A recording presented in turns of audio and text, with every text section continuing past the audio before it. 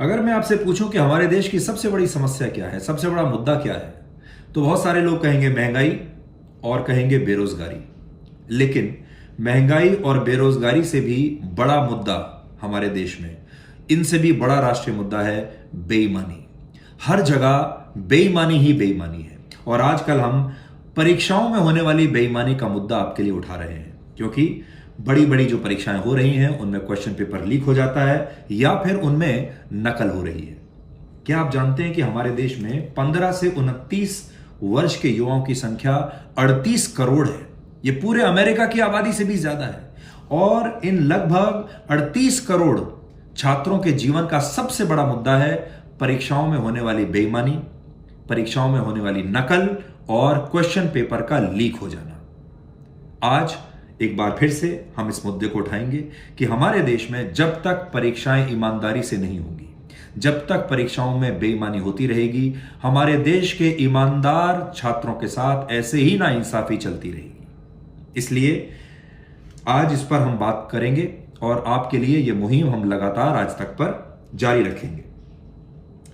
जब नकल करके या क्वेश्चन पेपर लीक करके मुन्ना भाई पास हो जाते हैं तो वो आगे चलकर क्या करते हैं?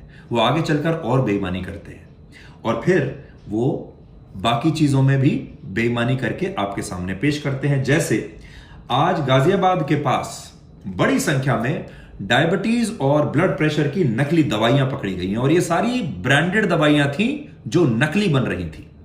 हमारे देश में लगभग 20 करोड़ लोग ऐसे हैं कम से कम जो ब्लड प्रेशर और डायबिटीज की दवाइयां खाते हैं। अब आप सोचिए, आप दवाइयां खा रहे हैं और वो असर नहीं कर रही क्योंकि ये दवाइयां नकली हैं। ये बहुत गंभीर मुद्दा है। और ये होता कैसे है? जब परीक्षाओं में बेईमानी होती है, जब परीक्षाएं लीक होती हैं और उस पर मुन्ना भाई वहां से पास होते हैं, वही मुन्ना भाई आगे चलकर इस तरह की बेईमानी करते हैं और हमारे देश को खोखला करते हैं।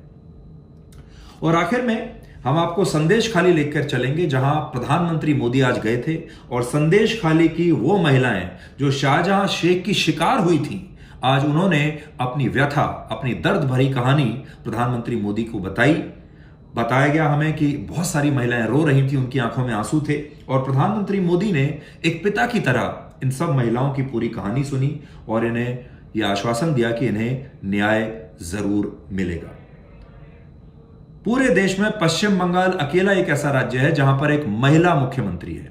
ममता बनर्जी इस देश की अभी इकलौती महिला मुख्यमंत्री हैं और सोचिए उनके शासन में इन महिलाओं के साथ यह हुआ और उनकी सरकार शाहजहां शेख को अभी भी सीबीआई को सौंपने के लिए तैयार नहीं है। और आज पश्चिम बंगाल की सरकार जो है सुप्रीम कोर्ट तक चली गई शाहजहां शेख को बचाने के लिए।